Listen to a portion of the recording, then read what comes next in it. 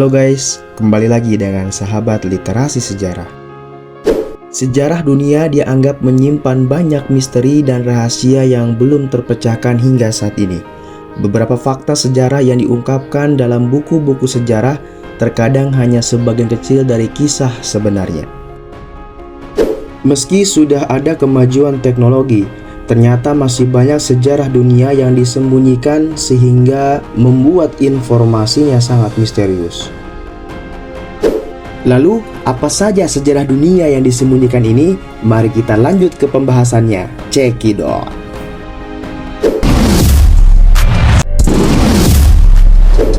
Yang pertama, kematian Tutankhamun. Tutankhamun adalah seorang Firaun Mesir yang berkuasa pada abad ke-18 sebelum Masehi. Ia dikenal sebagai salah satu Firaun paling terkenal di dunia karena kekayaannya yang luar biasa dan makamnya ditemukan pada tahun 1922. Tutankhamun adalah Firaun dari dinasti ke-18 Mesir, memerintah 1333 sebelum Masehi hingga 1324 sebelum Masehi pada masa yang disebut dengan Kerajaan Baru Mesir. Nama asli Tutankhamun yang berarti adalah jelmaan hidup Amun. Pada tahun 1922, makamnya ditemukan oleh Howard Carter dan sejak itu Tutankhamun menjadi ikon populer dari peradaban Mesir kuno. Detik-detik terakhir Raja Tutankhamun tidak tercatat sedikit pun. Apa yang menyebabkan kematian Tutankhamun telah menjadi subjek perdebatan. Penelitian besar telah dilakukan dalam upaya untuk menemukan penyebab kematiannya. Meskipun ada beberapa spekulasi bahwa Tutankhamun itu dibunuh, tetapi ada juga yang berpendapat bahwa kematiannya disebabkan oleh kecelakaan. Sedangkan CT scan yang dilakukan pada tahun 2005 menunjukkan bahwa kakinya patah dan terinfeksi tidak lama sebelum kematiannya.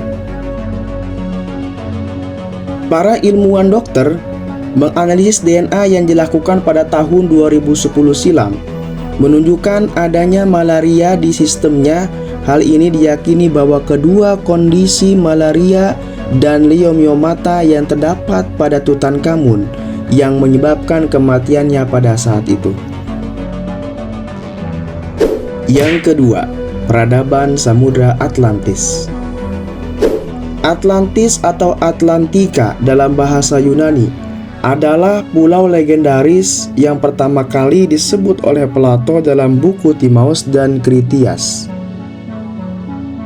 Dalam catatannya, Plato menulis bahwa Atlantis terhampar di seberang pilar-pilar dan memiliki angkatan laut yang menaklukkan Eropa Barat dan Afrika 3.500 tahun sebelum waktu Solon atau sekitar tahun 1.500 sebelum Masehi. Setelah gagal menyerang Yunani, Atlantis tenggelam ke dalam samudra hanya dalam waktu 1 hari 1 malam. Beberapa ahli mengatakan bahwa Plato menggambarkan kejadian yang telah berlalu seperti letusan Tera atau Perang Troya. Sementara lainnya menyatakan bahwa ia terinspirasi dari peristiwa kontemporer seperti hancurnya Hilek tahun 373 sebelum Masehi atau gagalnya invasi Athena ke Sisilia tahun 415 sebelum Masehi sampai 413 sebelum Masehi. Masyarakat sering membicarakan keberadaan Atlantis selama era klasik, tetapi umumnya tidak mempercayai dan kadang-kadang menjadikannya sebagai bahan lucon. Kisah Atlantis kurang diketahui pada abad pertengahan, tetapi pada era modern cerita mengenai Atlantis ditemukan kembali. Deskripsi Plato menginspirasikan karya-karya penulis zaman Renaissance seperti New Atlantis kayak Francis Bacon. Atlantis juga memengaruhi literatur modern dari fiksi ilmiah hingga buku komik dan film. Namanya telah menjadi terkenal untuk semua peradaban prasejarah yang maju ataupun yang sudah hilang. Atlantis, peradaban yang legendaris dan misterius, telah memikat imajinasi manusia selama berabad-abad. yang mana karya Plato dalam buku Timaeus dan Kritias ini, Atlantis digambarkan sebagai sebuah peradaban yang tidak hanya maju secara teknologi, tetapi juga memiliki infrastruktur yang megah dan canggih. Plato menceritakan kisah Atlantis dalam dua dialognya, Timaeus dan Kritias, sekitar tahun 360 sebelum Masehi. Beberapa sarjana berpendapat bahwa kisah Atlantis didasarkan pada peristiwa dan teori kehidupan nyata, sehingga Atlantis mungkin berada di suatu tempat di lepas pantai Spanyol hingga Antartika. Ada juga beberapa pendapat fakta yang menunjukkan bahwa Atlantis mungkin berada di Indonesia, tapi banyak peneliti yang belum setuju dengan hal ini. Yang ketiga, Agartha, peradaban misterius di bawah bumi.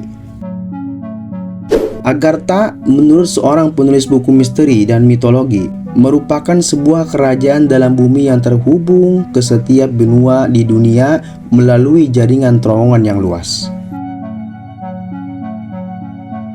Akar dari mitologi Agartha dapat ditelusuri kembali ke India Prahindu dan legenda tentang sebuah pulau yang terletak di laut pedalaman di utara Himalaya.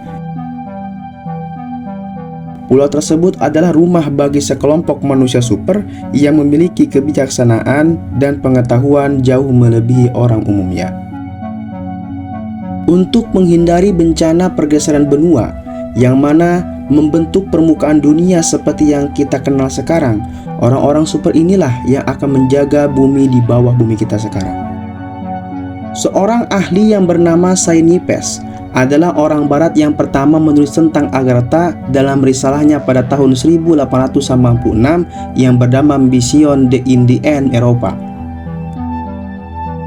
Buku ini kemudian tidak diterbitkan lagi hingga tahun 1910, setahun setelah kematian Sainippes. Namun, meskipun Sainippes adalah orang barat yang pertama kali menulis tentang Agartha, tetapi dia bukanlah yang paling terakhir menulis tentang Agartha. Ia mengaku bahwa bukunya memuat kisah nyata seorang pelaut Norwegia bernama Olaf Jensen yang melewati pintu masuk ke kerajaan bawah tanah di kutub utara dan tinggal di antara penghuninya selama 2 tahun. Teori bumi berongga adalah gagasan Poseidon Sain yang menyatakan bahwa bumi bukanlah bola padat, melainkan memiliki rongga besar di dalamnya yang mungkin dihuni oleh peradaban lain. Teori ini telah ada sejak abad ke-17 dan sering dikaitkan dengan mitos Agartha. Setelah Perang Dunia Pertama berakhir, Okkultus Jerman termasuk mereka yang bergabung dalam masyarakat Thule Nazi mulai menggabungkan berbagai kepercayaan dan tradisi ke dalam ide-ide mereka. Salah satu dari kepercayaan ini adalah kisah-kisah tentang Agartha, namun mereka bukanlah orang yang pertama melakukannya. Para anggota Thule Society banyak mengambil inspirasi dari para okkultus sebelumnya, seperti Madame Blavatsky dan perkumpulan teosfisikanya yang telah mengambil ide-ide tentang Shambhala dan teori bumi berongga lainnya. Dalam ajaran mereka, tentu ini adalah hal yang menarik dan tentu harus kita pelajari. Agartha juga menjadi subjek berbagai teori konspirasi. Beberapa orang percaya bahwa Agartha adalah tempat persembunyian bagi peradaban yang sangat maju, sementara yang lain menganggapnya sebagai pusat kekuatan spiritual yang akan menyelamatkan umat manusia dari kehancuran. Hingga saat ini belum ada bukti ilmiah yang mendukung keberadaan Agartha, namun misteri dan daya tariknya tetap kuat dan terus mendukung spekulasi dan imajinasi yang tentu kita pikirkan hingga saat ini. Yang keempat, Stonehenge. Diakui di seluruh dunia, Stonehenge tampaknya merupakan tugas yang mustahil. Bagaimana dan mengapa orang prasejarah membangunnya? Stonehenge di dataran Salisbury di Inggris adalah salah satu monumen paling terkenal di dunia Neolitikum dan salah satu yang paling populer dengan lebih dari 1 juta pengunjung setiap tahunnya. Orang-orang datang untuk melihat Stonehenge karena ukurannya yang sangat besar dan sangat tua. Sebagian mencari hubungan dengan masa lalu prasejarah dan sebagian datang untuk menyaksikan cara kerja observatorium astrologi yang besar itu. Orang-orang yang hidup dalam milenium keempat sebelum Masehi yang mulai bekerja di Stonehenge hidup sejaman dengan dinasti pertama Mesir kuno, dan upaya untuk mereka mendahului pembangunan piramida. Apa yang mereka ciptakan telah bertahan selama ribuan tahun dan masih menarik minat hingga saat ini. Tujuan sebenarnya dari Stonehenge masih belum kita ketahui.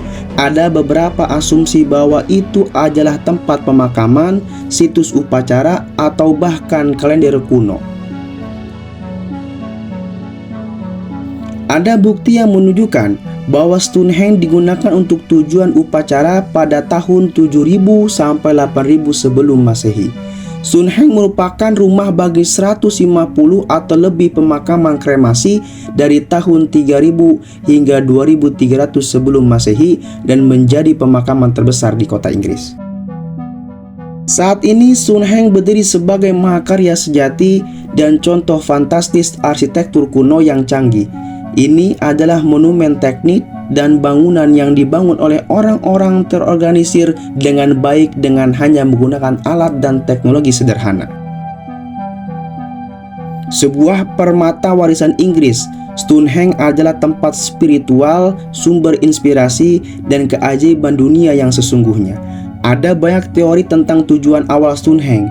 Para ahli dan arkeolog berspekulasi bahwa monumen lingkaran batu ini berfungsi sebagai tempat upacara bagi para penyembah berhala, pemakaman kuno, atau bahkan kalender yang mereka gunakan pada waktu itu. Tidak ada cara yang pasti untuk mengetahui tujuan awalnya, namun kita dapat menyimpulkan bahwa monumen ini telah berubah selama 5000 tahun keberadaannya. Hal ini dapat disimpulkan karena tenggara ini sejajar dengan matahari. Ada anggapan bahwa Stonehenge didedikasikan untuk nenek moyang atau bahkan sebagai pusat penyembuhan. Selama abad ke-20, ada beberapa teori yang berbeda tentang tujuan Stonehenge. Arkeolog Inggris membuat hipotesis pada tahun 1973 bahwa Stonehenge adalah pusat konfederasi kepala suku zaman perunggu pada tahun 1908.